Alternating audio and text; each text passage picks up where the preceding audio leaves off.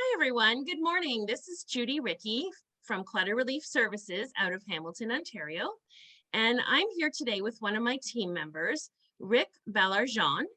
And I would just like to get to know him a little bit better and for you too.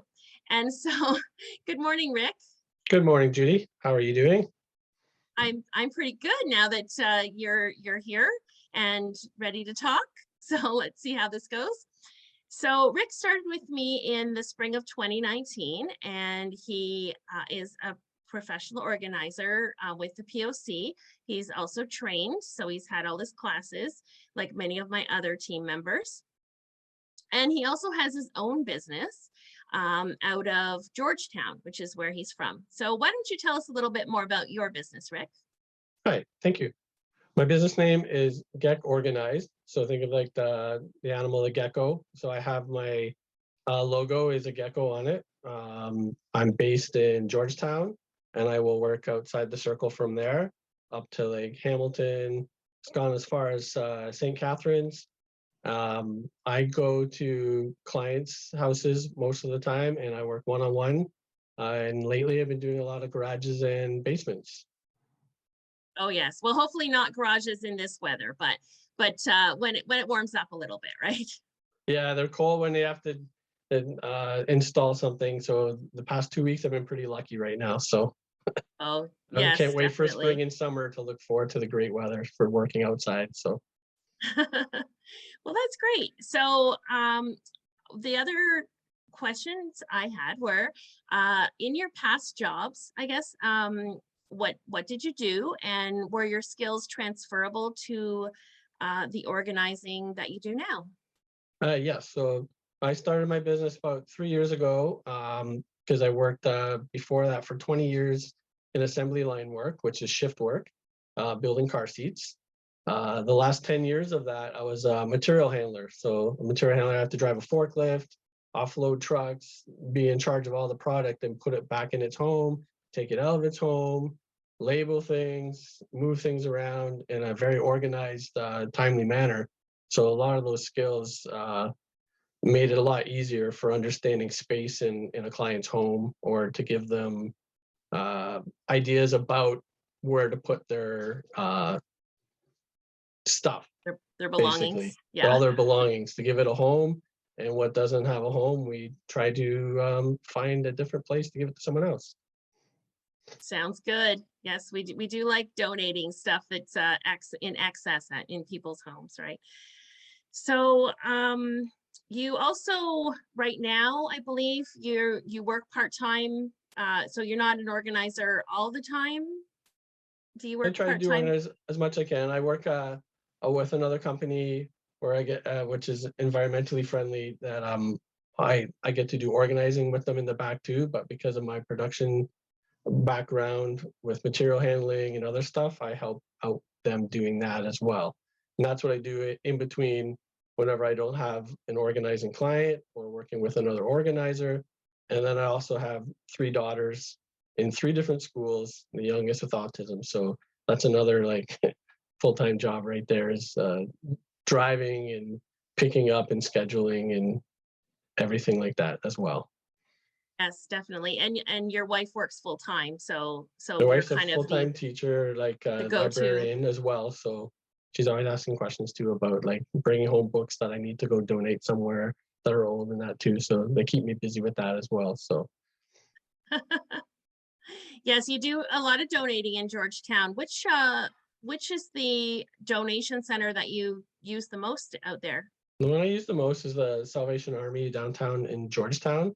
A lot of people have got to get to, they know me when I pull up now, because they'll ask you, they'll see, oh, you're from the Gecko place, or so they recognize because I wear my shirt and other things like that. So and then I really, I guess they pay attention because I bring stuff I know that they could try to use and sell, and because I know it's in the community as well. So it's so far they're really great there. So. Yeah, that's fantastic. And that's one of the things that we do at Clutter Relief, is that we do take the clients' donations to the donation centers. And we do like Salvation Army as one of the main ones that we use. So Why do you work for Clutter Relief Services? And is there anything you think that sets us apart as a company? Yeah, I always love working with clutter relief services. Up to like 3 years ago, uh, I got to do a lot of big jobs with you, and you work with a lot of clients, and you're very one-on-one with them, and you care for the client. And I noticed that right off the bat that that was your more important thing, is to try to alleviate as much pressure for the client as possible in their house, and then going through the big, large jobs for them. You would like think of things like, an example would be some matting for them to stand on at their washing machines and stuff, where other people like they're just don't even see that option. And you're very care about getting the job done for the client all the time and keeping them calm and adjusting for when they need to adjust as well. It's like it's you guys are very good with people. Thank you. Well, you're very good too, or I wouldn't have you on my team. So Awesome. I think I definitely find you a big asset, not only as a kind of a grunt man, which is what we end up using the guys for a lot of the times, going up and down the stairs with things and putting things in the dumpster and moving things, doing small moving jobs with the U-Haul truck, but also as an organizer, I really appreciate you, and you do organize basements and garages and other areas very well. So I'm really happy to have you on my team, and Glad thank to you be on so your team. much.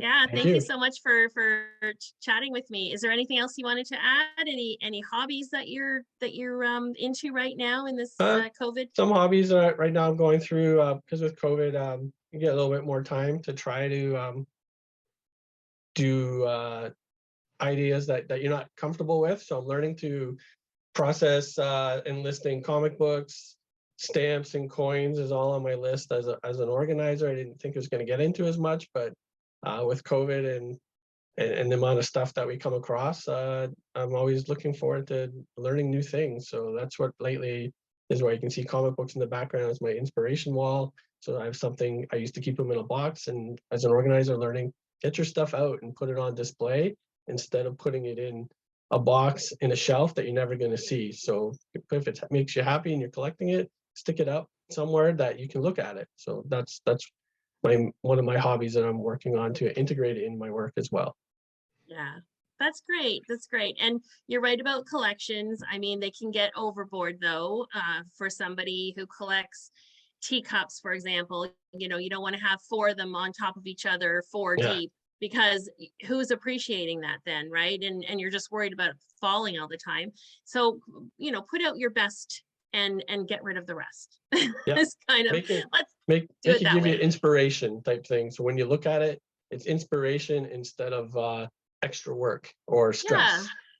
And just, if your grandma gave you 20 cups, keep your favorite too. You don't have to keep all 20 just because they were grandma's. Just keep your favorites. So yeah, that we definitely try to instill that into our clients.